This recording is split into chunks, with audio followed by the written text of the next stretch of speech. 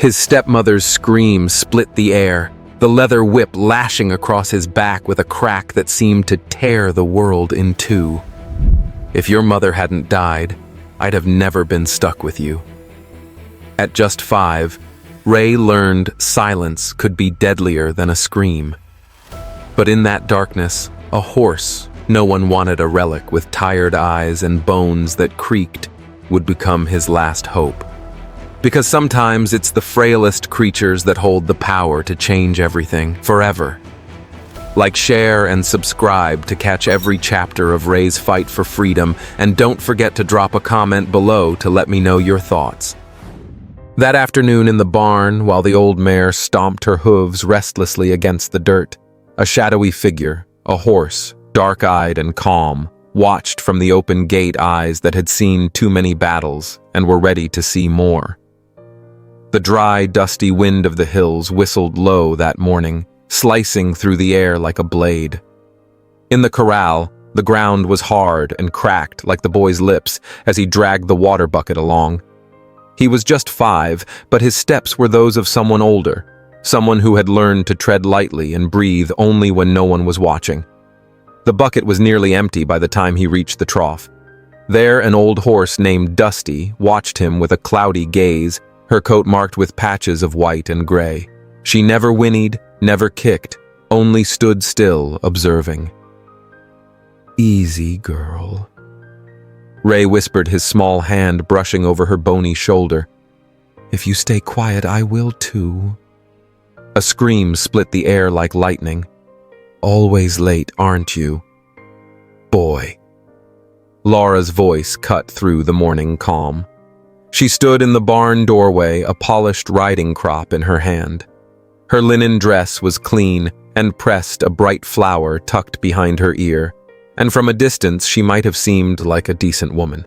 Up close, though, she smelled of vinegar and anger. Ray let the bucket slip from his hand. The earth drank the water greedily, leaving only a damp mark in the dirt. "I told you to feed the horses before sunrise. Or did your mother never bother to teach you that before she died, like a worthless thing?"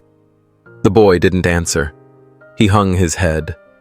The first strike lashed across his back like ice. The second hit even lower. Dusty pawed the ground, uneasy. "Look at me when I talk to you." But Ray only closed his eyes. "You're nothing but a stray. You should sleep in the barn with the rest of the stock." From the window of the house, Amy watched a pink ribbon in her hair, holding a brand new doll. Her mother loved her dearly. Ray, though, was treated like a stain that wouldn't wash away. That night, as the town settled under prayers and the soft chime of the church bells, Ray lay awake in the straw. He didn't cry. He didn't know how anymore. Dusty wandered to the edge of her pen, resting her muzzle on the worn wooden fence that separated them. "You get it," he said softly, not lifting his head. "You know what it's like when no one wants to see you." The horse blinked slowly, as if to say she understood. A week later, a convoy of SUVs rolled down the dusty ranch road, emblazoned with government logos, men and women in reflective vests, cameras slung from their necks. Among them walked a horse with a grizzled mane, tired eyes, and a weary gait, a horse that had seen more than any human could bear. Her name was Thorn. Rosa, the woman who led her, was tall and tan, her southern accent unmistakable. She wore weathered leather boots and carried a folder thick with papers. "Routine inspection," she said with a polite smile. "We got an anonymous tip." Laura feigned surprise, opening her arms in mock welcome. "There's nothing to hide here, ma'am. Maybe someone in this town's looking for trouble." Thorn didn't care for the other horses or the goats. She walked straight to the back corral where Ray was scraping muck from the ground. The boy stopped, and so did she. There was no whinny, no panic, just a long pause as two broken souls met. Thorn approached and stood in front of Ray. She didn't sniff him, didn't nudge him. She just stayed as if to say, "I'm here and I see you." Laura watched them from a distance, her eyes narrowing like a snake's beneath the sun. That kid, she later told Rosa with a laugh that didn't quite reach her eyes. He's got a flair for the dramatic, always making up stories. I only took him in out of pity. He's not your son, Rosa asked. From my ex-husband, Laura said with a shrug. More of a burden than a child. Rosa didn't say a word, but Thorne stepped forward, placing her sturdy body between Ray and Laura like a quiet fortress. Laura stiffened. Can I help you? Horse? Thorne didn't budge. She just stared at Laura, and for a moment, Laura looked away because in those dark eyes, she saw something that couldn't be controlled or faked. That night, the ranch felt colder than usual. Laura drank more wine than she normally did. Amy locked herself away with her doll sketching houses where no one ever raised their voices. Hey, Laura! Ray, meanwhile, dreamed of a hug for the first time in what felt like forever. He couldn't remember whose arms they were, only the smell of damp earth and the warm breath of a horse on his cheek. Dusty scraped the ground with her hoof. 1, 2, 3 times. The boy opened his eyes and thought he saw Thorne lying just beyond the fence, waiting and watching as though she knew the darkness couldn't last forever. Morning arrived with a low fog that wrapped itself around the bare branches like winter refusing to let go. At the ranch entrance, a white van with a faded North County Animal Welfare logo rolled in without a sound. Only the sparrows dared to sing. Rosa was the first to step out, her boots caked in dry mud, a sky-blue wool scarf wound tight around her neck, a gift from her grandmother in Texas over 20 years ago. She wore it like a shield. Beside her stood a large horse, her coat a mix of cinnamon and ash ears, drooping and gait tired but steady. That was Thorne. Is this the place Rosa asked the locals walking with her? Yeah, the Navarro family one replied. They've been raising horses for generations. Thorne didn't wait for directions. She sniffed the air and slowly approached the weathered wooden gate. She paused, breathing deep. Across the yard, a small boy no older than 5 carried a heavy bucket of oats that seemed to drag him down. He shuffled his feet, not crying, but every step felt like an apology just for being alive. Laura stepped out of the house just in time to spot the vehicle. Her dress was spotless, her makeup flawless. Animal control right? Good. Everything's fine here. Thorne let out a low snort that no one else heard. Rosa walked forward with a polite smile. Good morning. We're here for a routine inspection. It'll just take a few minutes. Of course. Come in. We've got nothing to hide. The place is clean. The horses are healthy. Then, raising her voice without looking at the boy, she barked, Ray, put that down, and don't you dare make a mess for our guests. The boy froze. An old mark like a faded leather welt showed on his neck. Thorne walked straight to him. She didn't sniff the air, didn't seek permission. She just stood there in front of Ray as if he were the only thing that mattered. Oh, him, Laura said with a cold laugh. That kid always plays the poor orphan knows how to cry without a tear. All an act. Rosa said nothing. She just looked from the horse to the boy. Ray didn't move, but his eyes, big and dark, held a glint that wasn't fear. It was older than that, like he'd been waiting centuries for someone to really see him. Thorne tilted her head, brushed his small hand with her warm nose, and in that instant Ray did something no one had ever seen him do before. He reached out and touched Thorne's coat, just for a second. But it was enough. Rosa leaned in gently. What's your name? The boy stayed silent. Thorne sat beside him as if to say, He doesn't have to answer. I'll speak for him. He's a little shy, Laura muttered, and clumsy to be honest. But he eats. He sleeps in the tool shed. Better than nothing, right? The words floated like oil on water. Rosa checked the barn, asked to see the horses, asked a few short questions. Everything seemed in order. Too in order. When they returned to the yard, Ray was nowhere to be found. Thorne was there, though, planted in front of the back door, still as a stone, as if she knew that behind that door were the secrets no one dared to name. That horse still in service, Laura sneered. She looks ready for retirement. Rosa barely smiled. Horses like her never retire, they just wait for one last mission. Before she left, she paused by the rosebush near the wall. There were thorns, sure, but also a small, shy flower, like a heart refusing to fully close. And the girl she asked? Amy. At school. She's different. Got a spine, not like that other one. Rosa didn't look at Laura. She just murmured, "Sometimes it's the quiet ones who remember the most." Thorn didn't whinny, but when she climbed into the van, she turned once, not toward the house, but toward the small stable window where a pair of dark eyes watched. In that gaze there was no pleading, only a quiet patience, as if he knew that someone at last had begun to listen. And that was enough for now. In the town of Bramblewood, time walked with old creaky steps. The cobblestones held stories no one dared tell, and the doors moaned like they resented the secrets they heard at night. Everyone knew something, but no one talked about it. Laura strolled through the town square in her tight dress and nails, painted the color of dried blood, smiling like someone who knew exactly what each favor had cost. "How's the little one doing?" the baker asked, her voice sweet as cotton candy. "Ray's as stubborn as a mule," Laura answered with a smirk. "But don't you worry, I know how to handle the tough ones." A few steps away, Uldemiro watched from his seat beneath the old oak tree, his eyes shadowed with debts that weighed on his soul.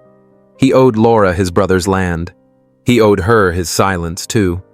Thorn, the old mare from the Animal Welfare Center, slept by the barn gate during the day. But at night, no one knew how or why she always ended up by the Bryle Ranch fence. She never neighed, just watched as if waiting for someone to finally speak. One rainy dawn, Rosa found her there, drenched and caked in mud, eyes fixed on the window behind the wooden wall where a muffled sob trembled like a winter leaf. Rosa didn't say a word. She just crouched beside Thorn, laid her hand on the mare's neck, and waited. The horse didn't move, but her body quivered with an old, worn tension, the kind felt by those who'd seen too much. The next morning, Elga, the social worker, arrived at the ranch with her clipboard and a rushed smile. She interviewed Ray for 15 minutes on the porch while Amy played with an expensive doll a few feet away. No signs of trauma, she noted. "He's a quiet child, but that's not unusual. Maybe a bit withdrawn. Any family history of autism?" she asked without looking up. Laura let out a sharp laugh. "That boy's only problem is laziness and a hunger for attention. If it weren't for me, he'd have starved to death in some filthy alley." Elga signed the report and left before the sun reached the steeple. That afternoon, Thorn returned. She planted herself in front of the gate and refused to budge. When Laura came out with a riding crop in her hand, the mare let out a low, heavy snort. She didn't rear or bolt, just let out a sound that came not from her lungs, but from somewhere deeper. "You again!" Laura spat, stepping closer. Thorn didn't blink. Her eyes glowed like embers in the wet dirt. Inside the stable, Ray heard everything. He didn't peek out, didn't say a word, but clutched the sketch he'd hidden beneath the hay. It showed his back marked with red streaks. Beside him stood a horse with sad eyes. In the background, a faceless woman cloaked in shadow. That night, Uldemiro received an anonymous letter. It had just one line scrawled in uneven print. "What you keep silent still hurts." He stared at it for a long while, then burned it in the stove, his hands trembling. On a Saturday, while the county fair was setting up in the square, Ray walked by carrying a bucket of water.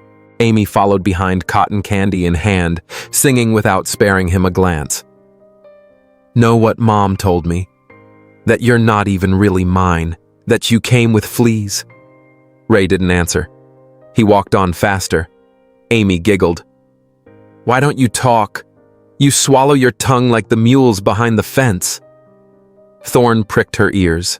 She walked the length of the fence in step with Ray, as if her hooves echoed his steps. She didn't neigh, but her shadow seemed to grow with every turn of the sun. That night, Dusty knocked at the stable door 3 times. Then silence. Then again, like a code, like she knew. Thorn answered from the gate with a single sharp snort, then lay down. But her eyes stayed open. Rosa knew by morning. She walked up, rested a hand on the fence, and with a voice soft as dust said, "What are you trying to tell me, old girl?"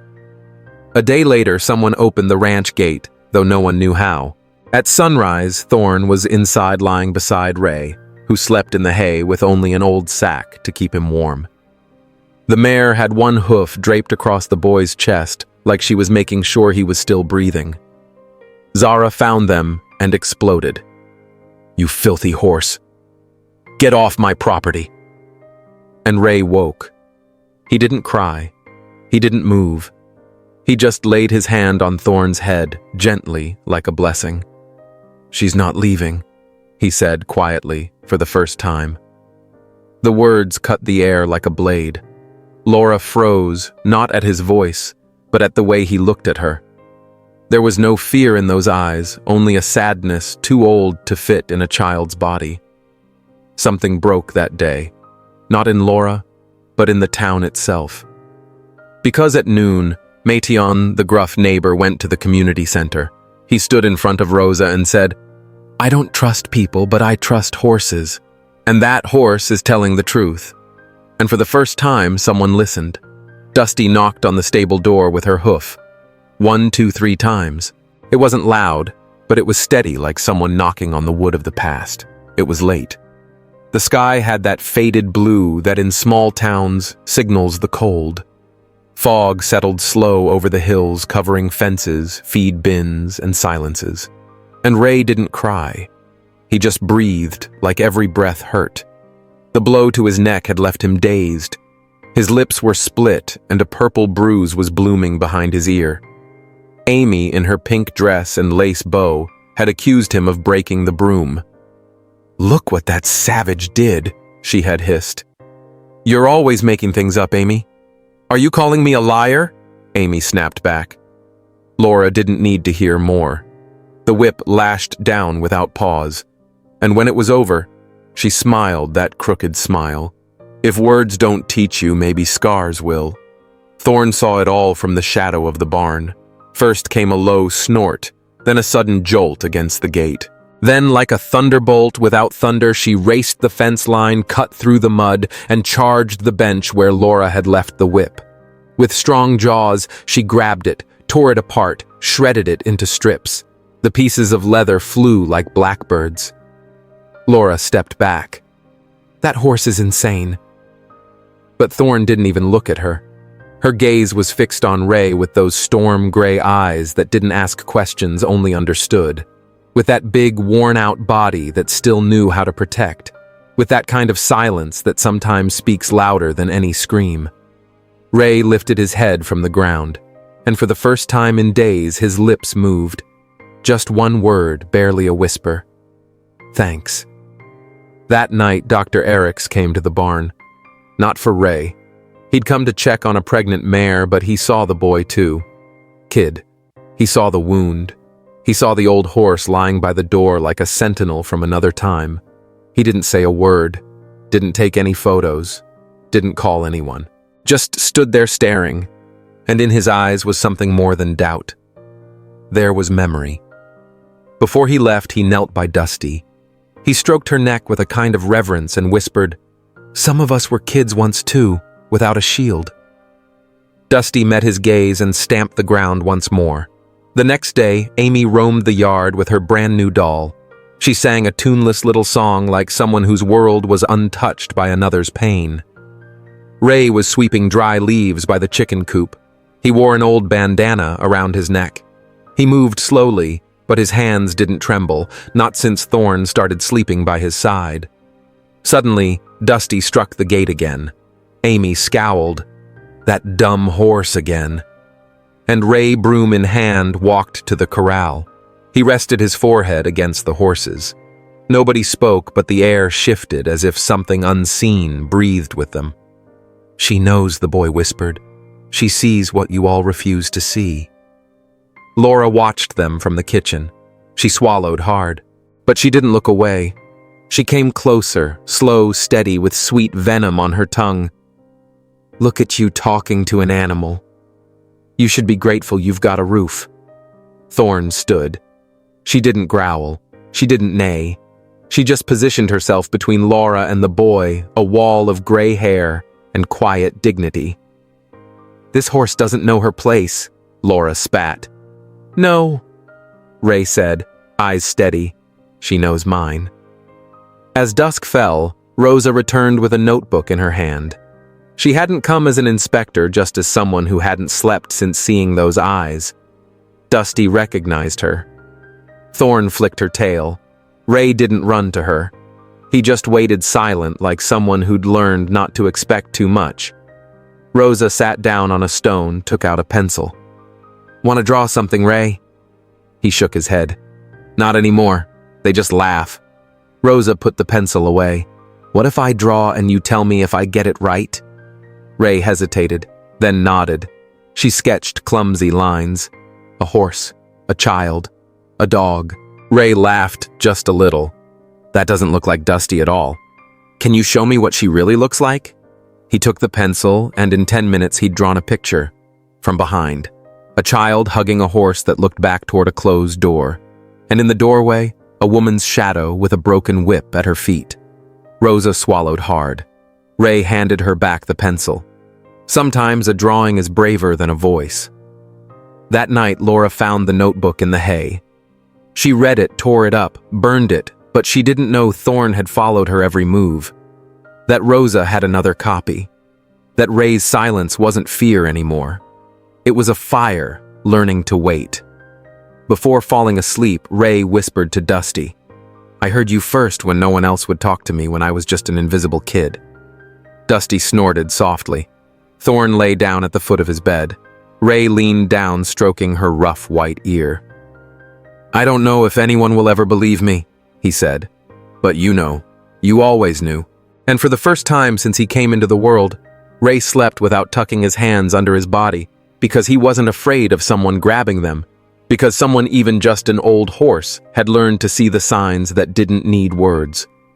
The day the earth spoke didn't come with shouts or fire, but with a box rusted crooked, buried among dry manure and the bitter scent of old hay. Rosa found it by accident.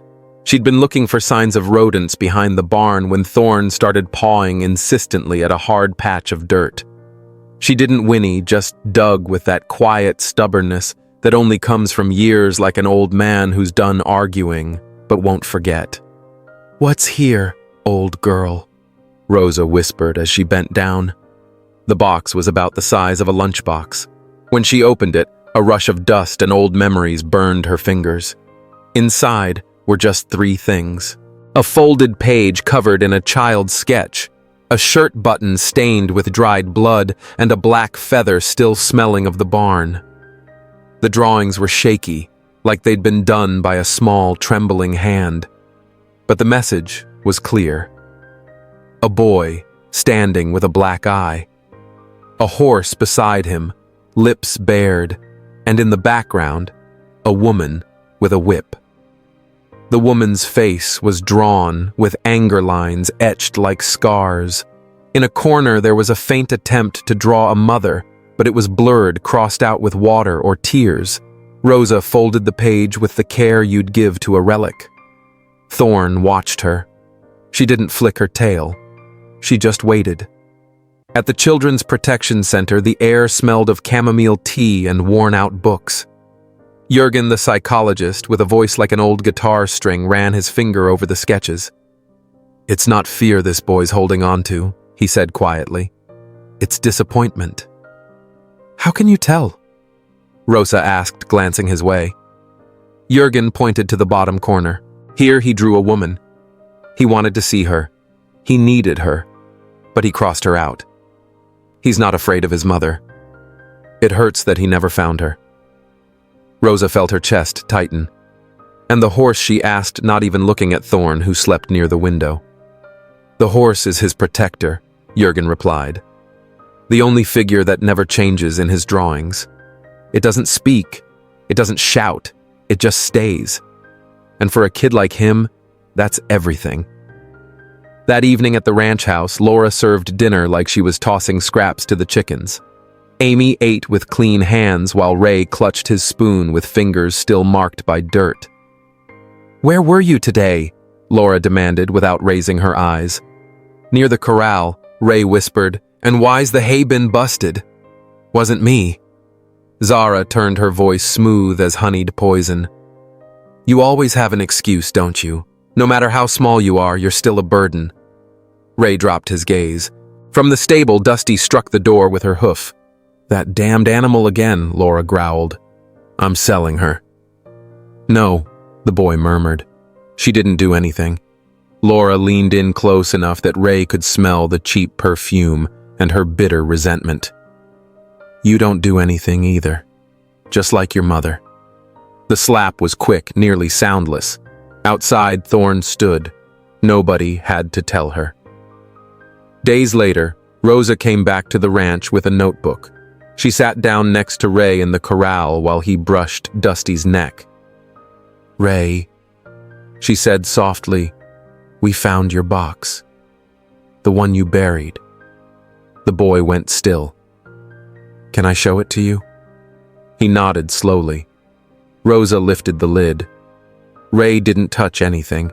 He just stared at his own drawing as if seeing it for the first time. "That was my mom," he said, in a voice so soft it almost disappeared. "Before she left, she promised she'd come back." Rosa didn't interrupt him. "I thought if someone saw that drawing, they'd look for her." "And why'd you cross her out?" Ray glanced at Dusty, stroked her nose. "Because I realized she wasn't coming back. And nobody else would either. Except for her," he said, pointing at Thorne. Later in the Foundation office, Jurgen spoke a sentence that hung heavy in the air. "When a child stops waiting, it's not because he's grown up. It's because something inside him broke."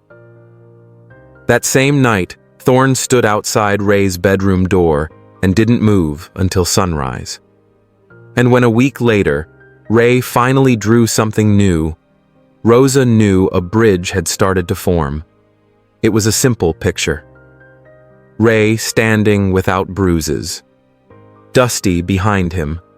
Thorne in front, and a sun peeking shyly over a field of wildflowers. Rosa smiled and tucked the drawing into her bag, not as evidence but as hope. Because in that moment, for the first time, Ray whispered, "Maybe I'm not as alone as I thought," and Thorne, though old, flicked her tail. Just once. But it was enough.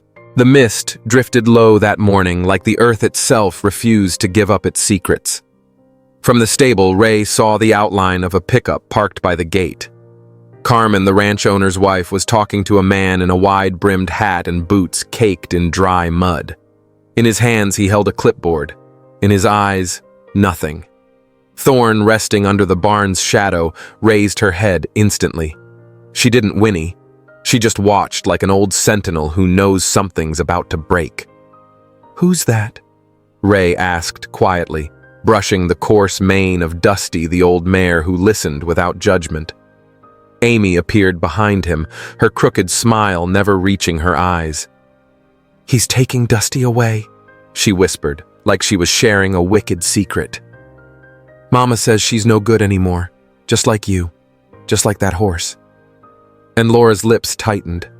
She felt a chill snake up her spine, not from the weather, but from the weight in Amy's voice. She ran for the house. Laura was at the table sorting through papers, as always, coffee mug in one hand and impatience in the other. "Don't sell her. Dusty listens to me. I take care of her." The slap came like it always did, no warning, no guilt, no soul. Laura's hand knocked him straight to the ground, right beside the empty feed trough. "You don't get to decide anything here. Shut up, you worthless thing." From the barn, Thorne rose slowly. Her legs creaked like old floorboards. She let out a low, deep snort. She didn't move forward. She just waited. The man by the truck, Velda, Carmen had said, looked down at Ray, then at Thorne, then at Laura. "Everything okay here?" Laura smiled, that thin-lipped smile of someone who's learned to twist the world with just a look. He's a complicated kid. Makes a big deal out of nothing. pay him no mind. That night dinner was served like always, rice with chunks of tough meat, stale bread, and silence. Amy ate with relish. Laura never once looked at the boy. Carmen complained about the truck coming early. Ray didn't touch his food. Instead, he slipped down to the barn. He curled up next to Dusty, buried his face in her mane, and let his tears dry where no one would see. Thorn arrived not long after, settling beside him and resting her muzzle across his lap. The warmth of the horse, the slow, steady breathing, her presence, all of it spoke volumes no one else ever dared to say. At 6 o'clock, the rumble of the truck engine shattered the dawn. Thorn rose to her hooves. She didn't bolt. She walked step by deliberate step to the stable gate. She stopped, sniffed the rusty chain, and let out a low, resonant snort. At first, it was soft. Then a second stronger, a sound laced with something older memory, anger, loyalty. And then she lunged at the wooden slats. The impact was thunderous. The hens squawked, the horses in their stalls stamped and whinnied. Dusty let out a long, frightened neigh. "What's that crazy horse doing?" Carmen yelled from the house, spoon in hand. Ray ran outside. A rock clutched tight in his palm, his eyes red, his soul overflowing. "You're not taking her!" he shouted at Abel, who was climbing down from the truck. "She's my voice when no one else will listen." "She sees me." Thorn planted herself in front of the vehicle legs, braced, head low, muscles taut. She didn't snort again. She didn't need to. The message was clear. Veldu lowered his arms. He looked at Thorn, then at Ray. "I can't do this," he murmured. He turned and climbed back into the truck. Laura stormed out, slamming the Porsche door. "What are you doing? You coward. I pay you to do a job." Velde didn't answer. He started the engine and drove off. The dust rose like a curtain falling. Laura threw the newspaper against the wall. Amy ducked behind the curtain. Dusty in the stable snorted, her breath steaming in the icy air, as if she too had fought her own battle. Ray sank to his knees. He pressed his forehead against Thorn's side, who had already laid down beside him. "Thank you," he whispered. The horse closed her eyes, took a deep breath, and let him be. From the ridge, Rosa watched. She didn't need binoculars to see what was happening. She knew it in that way. Only a woman who's lived enough can read the unspoken. She picked up the phone. "Today. Not tomorrow, today we're getting him out. That child won't last another night there." That night, the house ate alone. Laura didn't ask about Ray. Amy played with her new doll like nothing had happened. And down in the barn, a wool blanket had been left without a word. Ray slept between Dusty and Thorn. He didn't dream, didn't cry, just breathed like for the first time silence didn't hurt anymore. The afternoon fell like a mispronounced prayer. The sky over the rocky hills turned a flat gray, no rain, no sun, like even time itself refused to take sides. In the kitchen of the rural shelter, the silence felt heavy.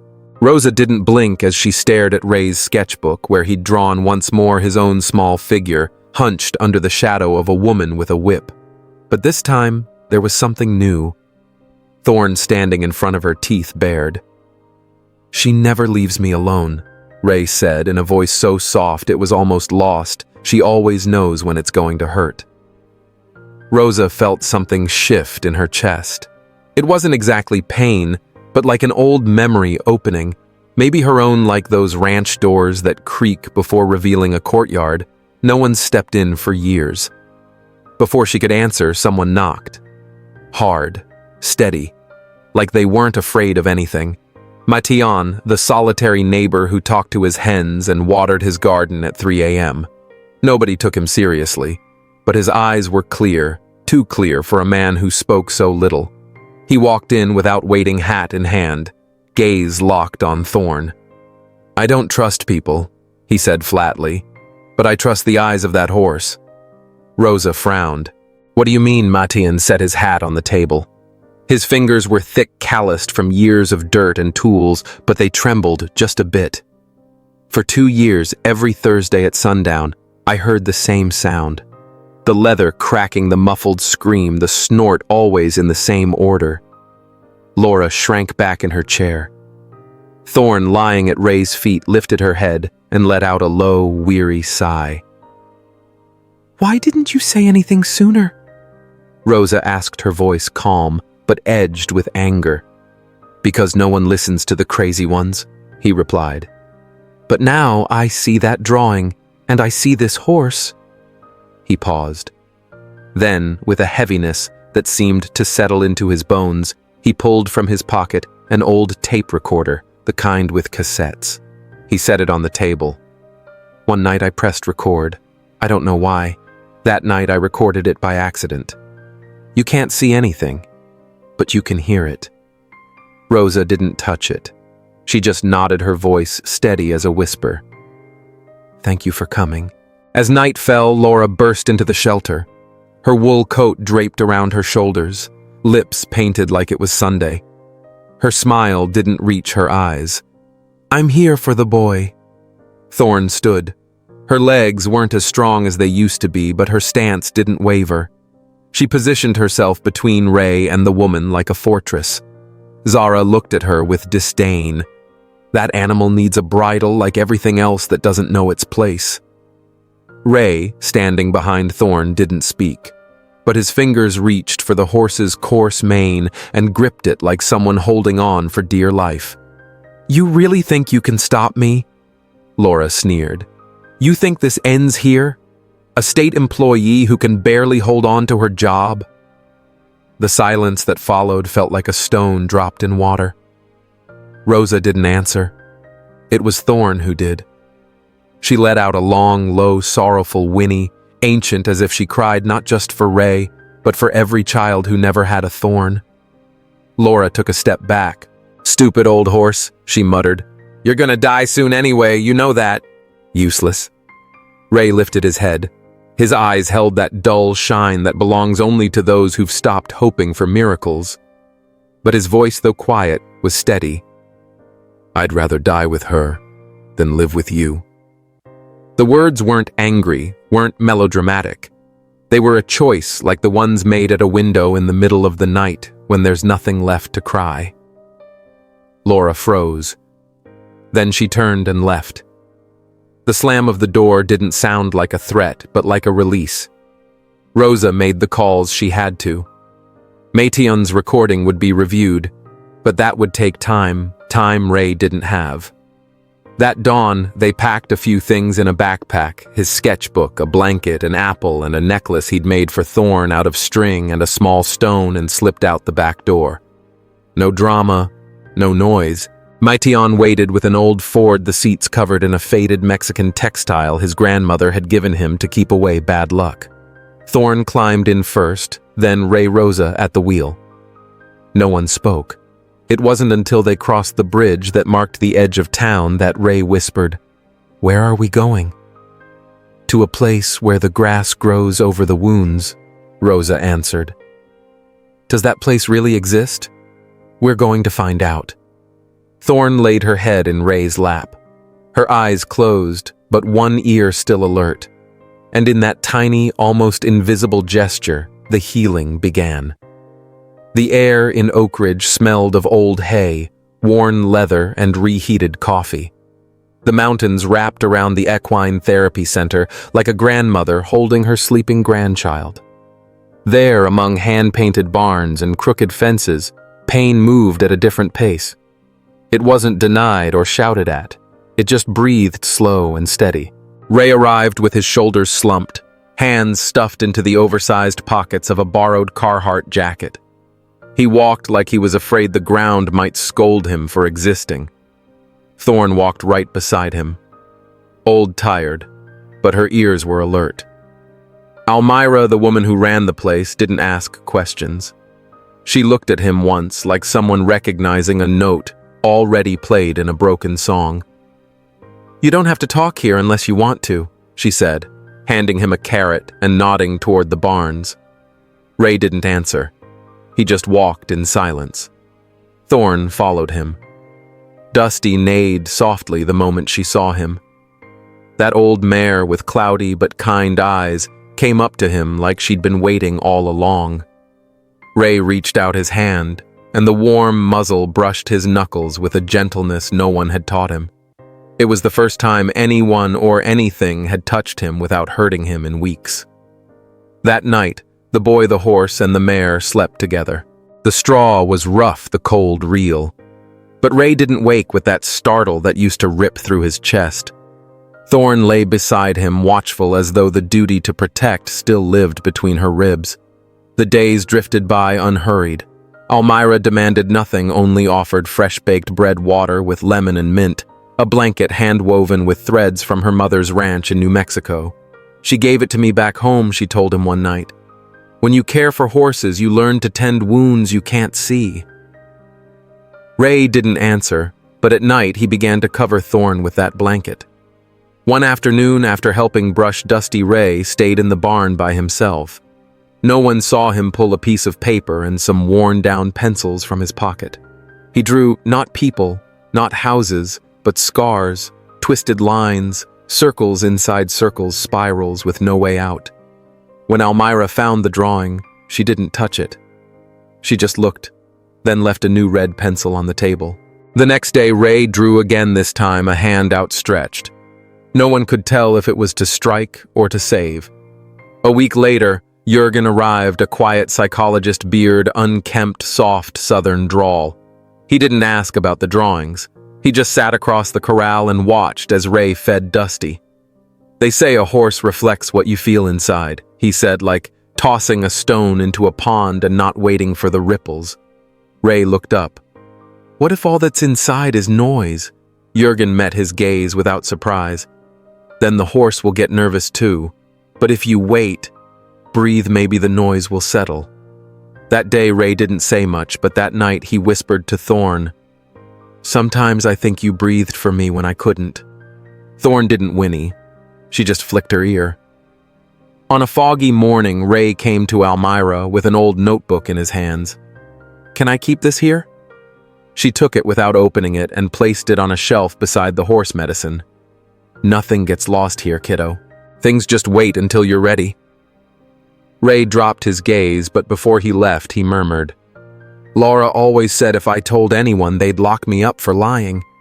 Almira didn't raise her voice. She didn't clench her fists. She just stepped closer and brushed a bit of dust off his shoulder. "And do you know that's not true?" Ray hesitated. "I'm starting to." That night it rained. The storm rattled the barn roof.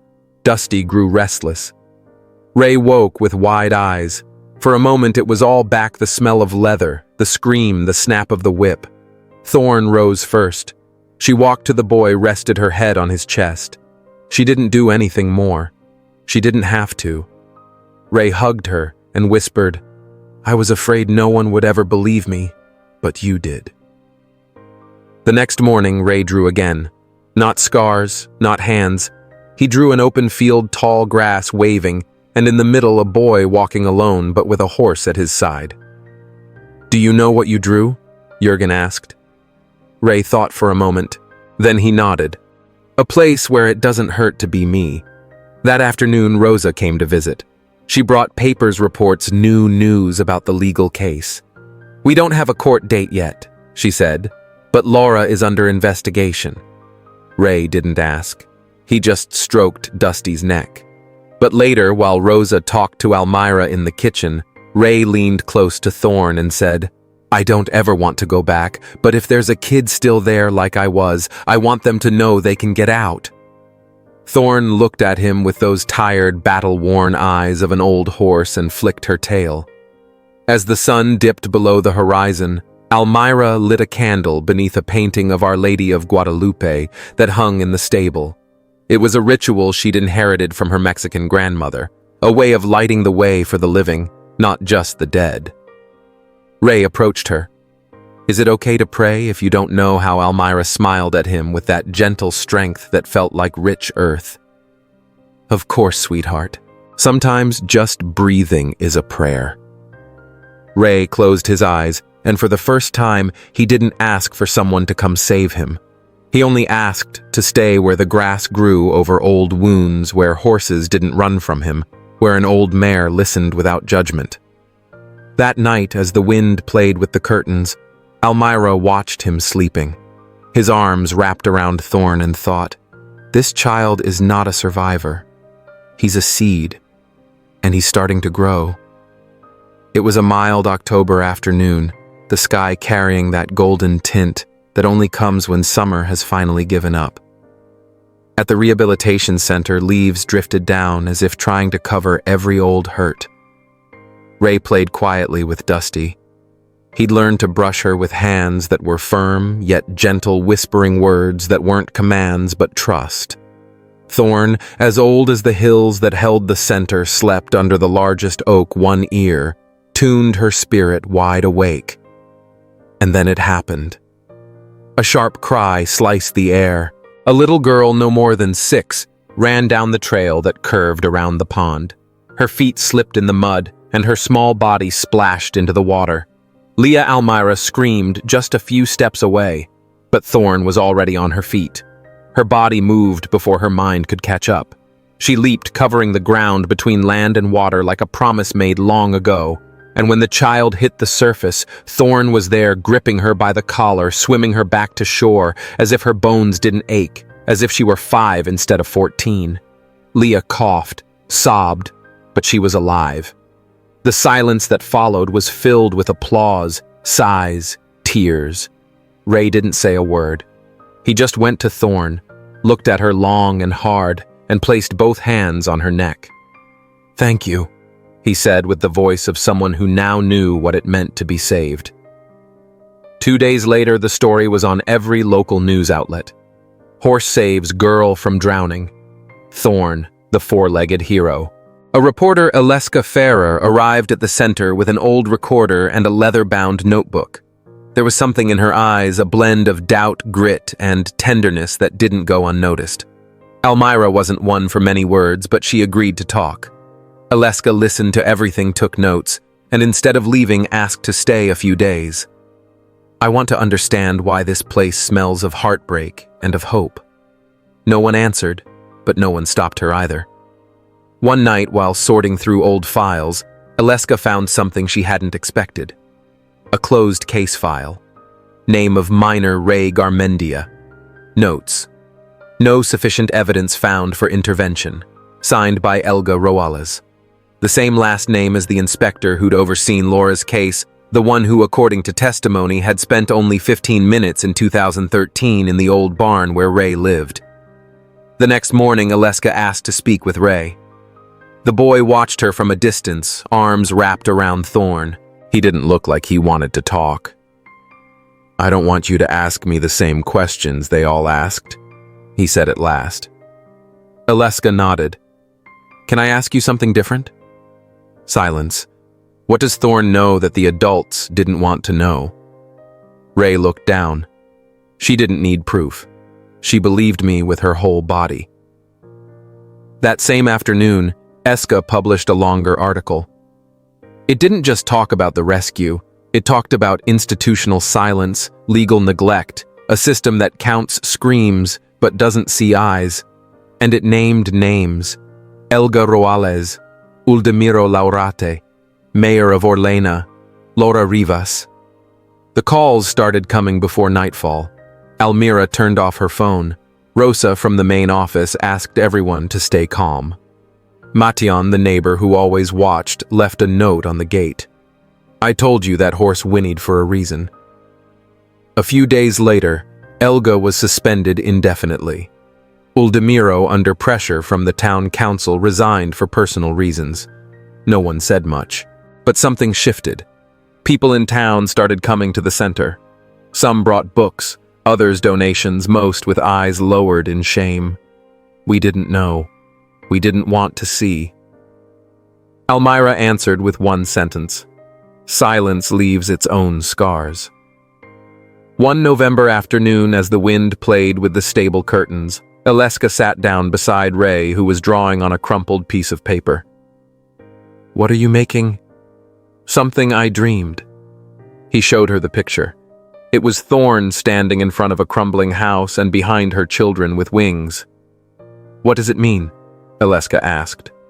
Ray thought. That horses don't care about justice. But they always come back even when no one else does. Aleska wrote that down in her notebook. Not as a reporter, but as someone who'd finally understood something essential, something no court, no politician, no law could ever explain. That night before falling asleep, Thorne rose with effort, walked to Ray's door, and lay down just as she always had. Ray, half asleep, whispered, "Don't leave me. Okay." Thorne didn't neigh, but she breathed deeply, pressing her head to the wood like she was saying, "I'm here. And I always will be." Elmira watched everything from the hallway. She stood there unmoving, feeling a strange sense of peace, because she understood that true bonds don't make a sound. They don't ask permission. They simply are, and when they break, they leave a mark that never fully disappears, but can still blossom. The next morning, Ray walked out into the field with Dusty. Thorne moved alongside him, slower now, but carrying her pride with every step. And as the sun began to warm the ground, the boy said in a voice like a song, "I'm not afraid to speak again, because you showed me that not every silence belongs to me." Thorne flicked her tail, and in that simple gesture an old wound finally closed, because in the end the strong ones don't shout. The strong ones protect, they listen, and they stay, no matter what anyone else does.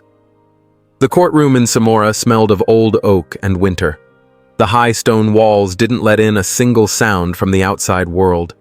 All you could hear was the judge's ticking clock, the rustling of papers, and the heavy sigh of history caught between two beats. Laura walked in wearing the same old black coat tight, and without a single wrinkle, her chin lifted like a woman come to claim her inheritance, not to face the truth. She walked with purpose, but her eyes didn't land on anyone. Behind her, Amy. The girl, no longer such a child, wore a sky-blue dress she didn't like, and a fear she couldn't name. Ray sat between Elmira and Rosa. He didn't speak, didn't move. He only held in his arms the gray scarf Thorne had given him the day before. The horse, resting by the bench, had her eyes locked on Laura, like she knew this was the place where things finally came undone. Judge Ortega, with slender hands and a firm voice, flipped through the file with a slowness that spoke not of indifference but of respect for what had yet to be said. "Proceed," she finally said. "Laura Delvado, you stand accused of physical and psychological abuse of your stepson, Ray Delvado Larinaga." "Abuse?" Laura scoffed, her lips curling. "Your Honor, that boy was always a problem. He made things up. He'd hide like an animal, then cry for attention. He never understood the word discipline." Thorne slowly lifted her head, as if that word had burned her hide. Ray lowered his head, but didn't cry. The judge watched without interrupting. Then she asked for the evidence. Rosa placed a sealed envelope on the table. Inside were not medical reports, not photographs, but drawings, one after another. A wounded horse, a small boy curled in a corner, a hand raised with a belt, and always a horse beside the boy, silent but unyielding. Amy watched from the witness stand. She swallowed hard. Her mother didn't look at her. She only crossed her arms like she was at a boring dinner party. "Amy," the judge asked, "do you have anything to say?" The girl looked at her mother, then at Ray, then at the floor, and finally lifted her eyes as if wings were growing inside her. "At first, I thought Ray was making it up. Mama told me that. But once, just once, I got hit too. Just one time. I broke a glass and felt like I shattered inside." Laura pursed her lips. "That was an accident. A light correction. Every mother does it." "Not every mother, Mrs. Delvado," the judge replied calmly. "Mothers who love don't teach by fear." The silence fell like an old prayer. In the corner of the room, Mateon stood up. He wore a tattered cap and carried a worn notebook in his hands.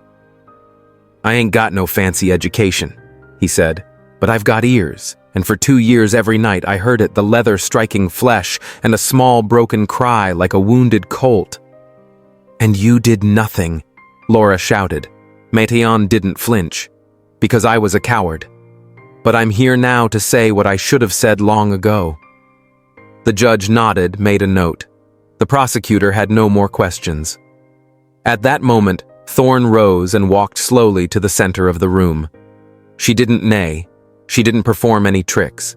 She simply sat down in front of Laura and stared at her. Steady, silent, as if asking, "Do you really sleep at night?" And then something happened that no one expected. Ray stood up. His feet barely touched the floor, but his voice, though quiet, was clear. "She never saw me. She only yelled at me like I was a shadow in the way. But Thorne saw me. And Dusty did too. And I learned that if a horse can protect me, then I can protect myself." Laura turned her mouth open as if looking for a retort, but found no words. The judge closed the file. She took a deep breath and said, "This court judges not only with the law, but with memory, and a child's memory cannot be erased with excuses." She handed down the sentence. 3 years of probation, permanent loss of custody, and mandatory supervised therapy. Laura didn't cry. Amy did, but not out of fear, out of relief. Ray stepped down, walked over to Thorne, hugged her, and whispered, "It's over. I don't have to hide anymore." Thorne rested her head against the boy's chest, and for the first time since they'd entered that courtroom, peace settled over them. Almira handed the scarf to Ray, and Rosa gave his shoulder a gentle squeeze. Before leaving, the judge paused and spoke softly to Thorne. "Good girl. You're a good girl." Outside the courthouse, the afternoon opened up like a slow-blooming flower. The first golden petals of sunlight brushed the sidewalks, and somewhere far away from files and verdicts, a boy began to believe again that his voice, small as it was, deserved to be heard. The field was covered in dew. Real dew, not the old mare named Dusty with the tired eyes, but that quiet moisture that settles on the ground when the sun hasn't quite gathered the strength to rise. Ray walked barefoot between the furrows of grass, pant legs rolled up, hands tucked into the pockets of a jacket that was too big for him. Thorne followed behind him, no halter, no rush, no sound. Together they stopped by the fence line near the barn, where the wind always blew a little harder as if trying to carry away the memories no one wanted to name. Ray lifted his gaze toward the ridge. Dusty grazed peacefully alone, but not lonely. The mare no longer seemed like a relic of the past, but rather part of a present where nothing hurt. "You know," Thorne the boy whispered, "nobody here calls me worthless. Nobody says I'm a burden." The horse tilted her head slightly as if she understood every syllable. "Here they just let me be." Silence. But not the heavy kind, the kind that smothers your shoulders like a wet blanket. This was a different kind. It was the hush of the fields at dawn, the quiet of fresh-baked cornbread, the hush of a hug that doesn't need a sound. Almira watched from the window with a cup of coffee in her hands. It was a modest home, built of weathered stone with thick walls and framed photos of people long gone, a husband, a son, a mother who used to light candles every Dia de los Muertos. She didn't say much, but when she spoke, her words were like seeds. They stayed. They grew. They bloomed when you least expected. "That boy has a tenderness you can't buy," she murmured. Thorne, now officially part of the household, slept under the table, snoring softly. She didn't chase rabbits, didn't whinny at strangers. She simply existed like a lighthouse, a presence that spoke without words, telling everyone, "You're safe here." The day the judge's letter arrived, Almira opened it with steady hands. The law had finally acknowledged the obvious, that Ray deserved a home free of fear, that no one, not even Laura, could lay claim to him again. The seal was dry, but the words carried weight. Almira read it twice, then went to the barn and handed the paper to Ray. "This says you can stay now as long as you want." Ray didn't answer right away. He just reached up to scratch Dusty behind the ear, right where she always itched. "Can I still sleep in the room with Thorne?" Almira nodded. "As long as Thorne says so." Ray smiled, not like the kids in the cereal ads, but like someone who for the first time felt like his being there wasn't a burden. "Thank you for not asking me to be different." Almira didn't reply. She just ruffled his hair with a tenderness that had roots deeper than time itself. A week later, Amy, Laura's daughter, was moved to a specialized center. No one forced her to talk. They simply showed her Ray's drawings, and something inside her cracked. Not in anger, but in truth. "Mama doesn't love anyone," she whispered before falling asleep, clutching a borrowed teddy bear.